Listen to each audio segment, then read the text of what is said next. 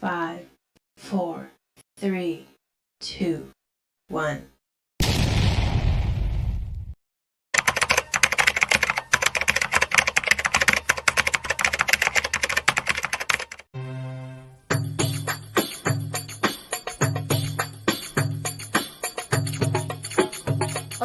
Magandang araw po. Ako po si Mahani M. Haji Ahmad, a political science student from the University of Baguio. And nandito po ako sa Barangay Kagitinan para makapatayag ang isa sa mga barangay official dito na si Kagawad Brian Pandasma.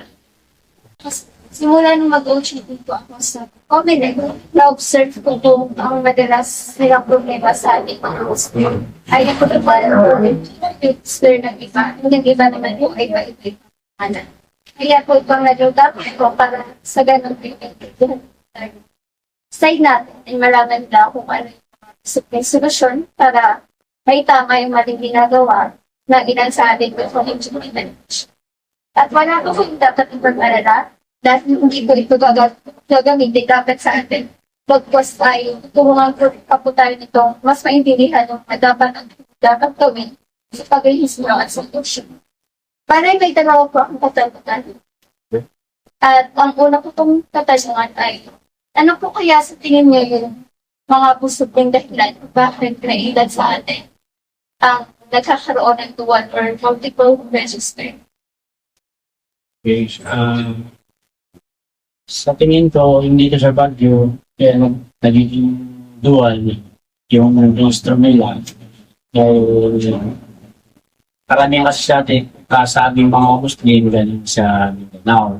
Then, kung nandito sila sa Luzon, sa Baguio, pag nagpaparehistro sila, ang alam nila, nagparehistro sila, mawala na yung rehistro nila din sa Mindanao or sa ibang barangay. Kaya yun ang pagkakalam nila.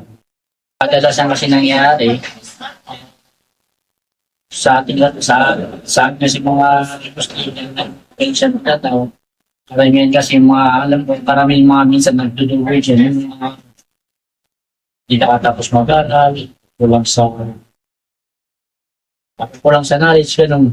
Kaya ang alam nila, pag listo sila dito, hindi mawala yung history nila dun sa Mindanao, kaya parang umuwi din sila, makakabuti mo sila doon.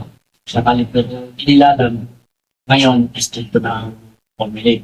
Pag nag-double yung van mo, pares ka na, hindi mo nagmamato yung van. Oo. Yung sa pangalan naman po, ano ba kaya yung ibang paso? Bakit kayo ba yun? Yun nga, yung paiba-iba naman, experience ko yan kasi yung mga sinasama ng registro. Tapos, tingnan mo doon sa Comelec, sabi ng Comelec officer, lagi yung pangalan mo, ba? Yung middle name niya, nagkabaliktad dun sa first name niya. Yung iba naman, tinatanong ko sila, bakit iba ang pinili mo? Iba yung pinili na nakalabig dito. Pinarestro ko sila dito sa Baguio, sabi ng Comelec officer, bakit iba ang pinili mo? O iba ang pangalan mo? Tinatanong ko naman yung sinama ko, sabi niya, yung kasi yung pinarestro sa ni Baba, sabi niya, yung Baba yung tingin na eh. Dito po. Ito pala yung pangalan ko. Kaya ganun lang yan. Ganun, kadalasan sa mga nag-iiba-iba yung mga pangalan. Meron din ako ng isang ang pangalan niya, hindi lang yung binubuto niya dito, iba. Yung first name, middle name, basta buong details, hindi niya pangalan. Ang mukha lang niya sa kayo, pipit niya. So, punta kami sa Comelec, sabi niya, ma'am, nakawak dito sa amin, magdala sila ang virtual certificate para may tama yung pangalan niya. So, naitama naman. Hindi pa siya ngayon, hindi ko pa naman siya kasi ang pupunta. Pero mas gusto niya kasi sama ang official para kampante siya. Pero yung nagkakamali yung mga pangalan, doon nga, dahil sa bisan kasi marami sa ignorant yung sa pagpilap ng form. Nahiya sila kung baka magkamali yung form nila, kaya nagpapasama sila sa mas maganda sa kanila. Ngayon, mas Kadalasan sa kanila, minsan hindi mo nila pinapaligay yung details ko. May susulat nilang pangalan sa kaya nagkakamali po. May nagka- At least po ngayon, Ngayon sa pagsasama ko, ngayon sumasama, may sinasamahan pa rin ako. Ngayon, maganda yung ginagawa ng community ngayon na valid ID na yung hinahanap nila. Kaya maganda yun. Nakukulit lahat yung mga nagpaparehistro na siya. ayun lang po kagawa. Salamat.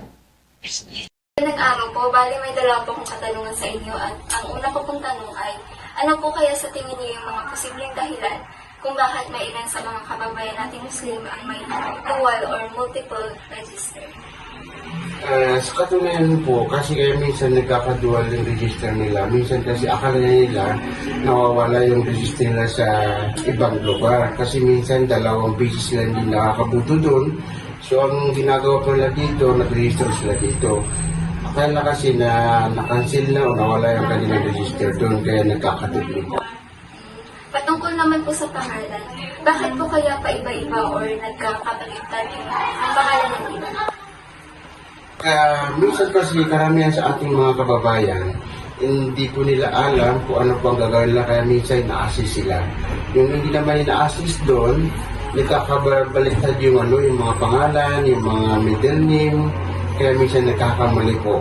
Karamihan doon sa katunayan minsan illiterate, hindi pa masyadong nakapag-aral, kaya hindi sila marunong mag-fill up. Kaya minsan kami ang nag-fill up doon. Kaya tinutulungan po namin ang aming mga kababayan po. Salamat po.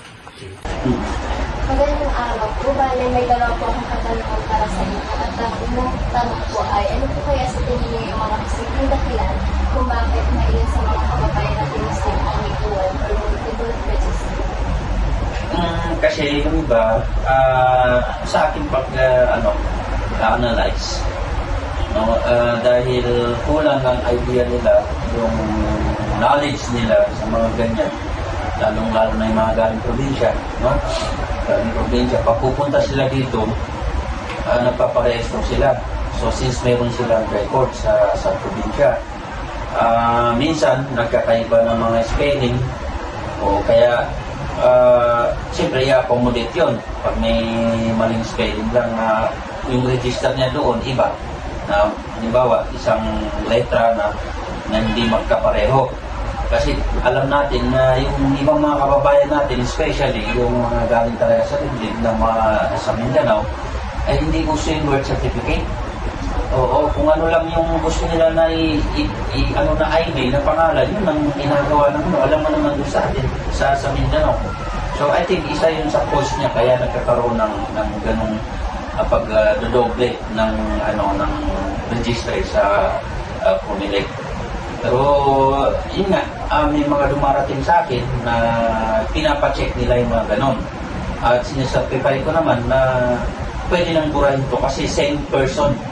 Halimbawa yung mga estudyante namin, kung meron silang record doon, dahil hindi na-detect dito, yun yung sinasacrifice natin na ito ay same person. Kaya binuburon naman yun. Correct.